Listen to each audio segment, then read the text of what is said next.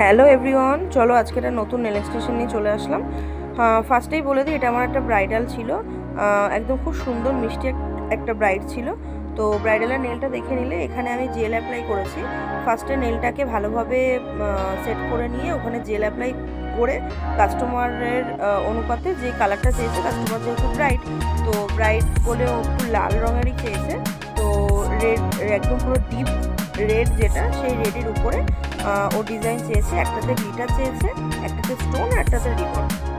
তো ফার্স্টে দেখো আমি গ্লিটারটা দেওয়ার পরে এরপর আমি স্টোনটা দিয়েছি।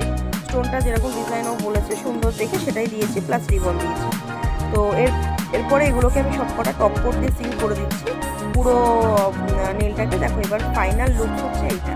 কেমন হয়েছে জানিও। অ্যান্ড কাস্টমার খুব সুন্দর রিভিউ দিয়েছে আমার ক্লায়েন্ট। তো রিভিউটা শুনে নাও। বলো আমার কাছে নেল করে তোমার কেমন লাগলো?